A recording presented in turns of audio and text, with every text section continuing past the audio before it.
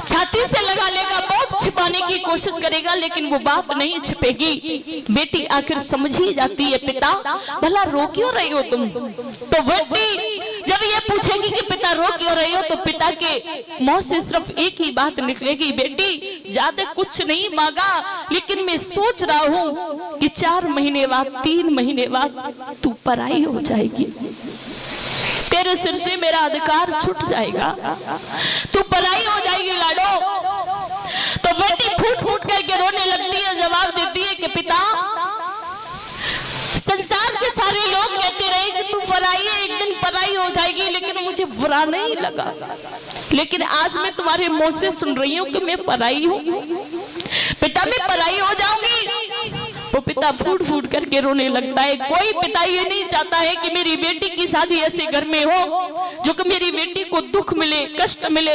हर पिता एक ही बात सोचता है कि मेरी बेटी की शादी ऐसे घर में हो जो कि मेरी बेटी सारी जिंदगी खुशी खुशी से रहे। शादी के बाद में बेटी चाहे कितना भी रो, पहले चाहे कितना भी रो, कुंवारी हो बेटी चाहे कितना भी घर पर रो, लेकिन पिता को बुरा नहीं लगेगा। लेकिन जिस समय शादी हो जाती है, अगर बेटी घर पर आई और बेटी की आंख में एक भी आंसू देख लिया तो पिता का कलेजा फट जाता है। क्या बात है जो मेरी बेटी ऐसे रो रही है। ध्यान रखना, एक व्यक्ति तो इतना रोता है जिसे नहीं रोना चाहिए। भला पूछते भाई तू क्यों रो रहा है, तो वो भाई कहता है क्या बताऊं भैया, जब भी मैं लड़ा, जब भी झगड़ा तो अपनी तरफ से ही झगड़ा। इससे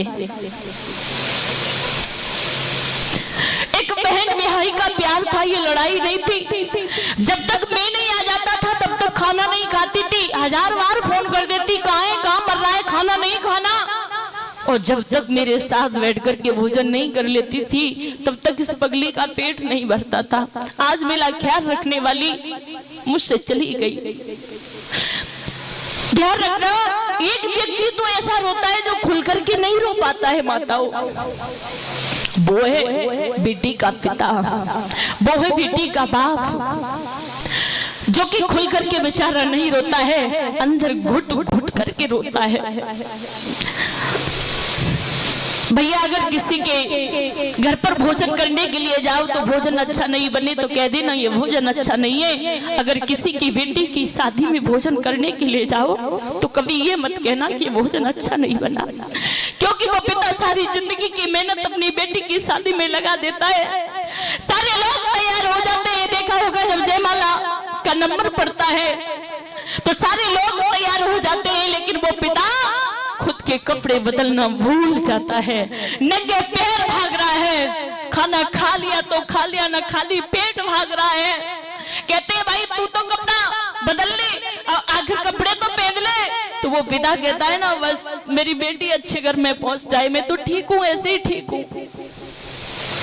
जब विदाई का नंबर आता है तो देखा होगा कि 2-3 घंटे पहले से वो पिता दूर रह जाता है, बेटी से दूर हो जाएगा, एक कुन्ने में पड़ा पड़ा रोएगा। बेटी की जब विदा होती है तो बेटी फूट फूट करके रोती है, कहती है मेरे बूढ़े बाप को तो बुला दो, जाते जा करके अपनी बेटी को विदा तो करके आ। तो वो पिता रो करके कहता है क्षमा करना, मेरे अंदर वो क्षमता नहीं है, मेरे अंदर वो ताकत नहीं है जो मैं अपनी बेटी को छाती से लगा करके विदा कर दूं, अपनी बेटी को डोली में बैठा दूं, नहीं है मेरे अंदर वो क्षमता। बेटी की विदाई करने के बाद में वो पिता एक गुन्ने में जाकर के माताओं फूट फूट करके रोता है, कहता है आप 2-4 दिन तक मुझसे बात नहीं करना, क्योंकि मेरे शरीर में वो क्षमता नहीं है, ताकत नहीं है जो मैं तुमसे बात करूं। लक्ष्मी घर से गई, वो गई, लेकिन मेरे हाथ पैर तोड़ करके चली गई। वो पिता होता है, लेकिन माताओं एक पिता सर की जो बेटी होती है ना, पिता के सर की पगड़ी हुआ करती है। कभी ऐसा गलत कदम ना उठाएं, ऐसा गलत काम ना करें जो समाज में हमारे पिता का सर नीचे हो। हमेशा ऐसा बहादुरी का काम करिए जो कि हमारे पिता समाज में सर उठा करके बात कर सके। लेकिन जब वो पिता विदा करता है, अपनी बेटी को छाती से लगा लेता है, फूट फूट करके रोता है, तो आज बेटी रो करके कहती है कि पिता मत रो, तो आज रो करके एक ही बात कहती है,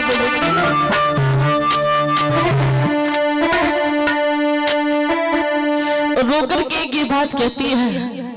पिता कहता है बेटी तू जा रही है मुझे छोड़ करके, जाने के बाद में अपने सास ससुर अपने पति का ख्याल रखना। बेटी रो करके कहती है पापा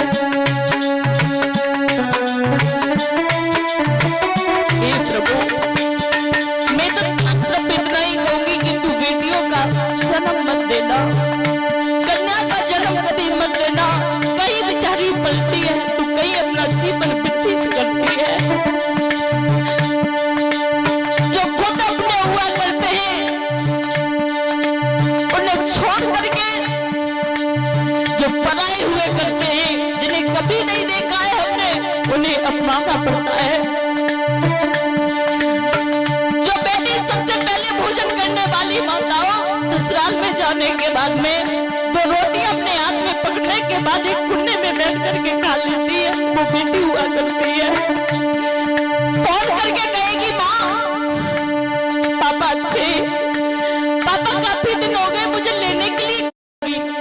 तो पिता फोन करता है मैं बेटी को लेने के लिए आ रहा हूँ, ससुर मना कर देते हैं हम नहीं भेजेंगे। वो बेटी फिर से फोन करती है पापा क्या बोला, मना कर दिया। वो रो करके कहती है पापा सब ठीक तो है, अपना ख्याल रखना पापा। देखा होगा कि जब कड़ी सर्दी पड़ती है कमरे में बंद हो जाते हैं, सब लोग लेट जाते हैं। पिता कहीं से आता है कहीं से लौट करके, तो चाहे बेटा क्यों ना पास में पड़ा हो, आवाज लगाएगा, दरवाजा बजाएगा, कुंडी खोलो। माँ कहेगी लाला पापा आ गए चला जा, तो वो बेटा कहता है नहीं मुझे सर्दी लग रही है। लेकिन बेटी ने जैसे ही देखा मेरे पापा आए हैं, उठ करके खड़ी होगी, दरवाजा खोलेगी, पापा सर्दी लग गई होगी, पापा खाना नहीं खाया है। हर समय बेटी अपने पिता का ख्याल रखती है, वो बेटियां हुआ करती हैं।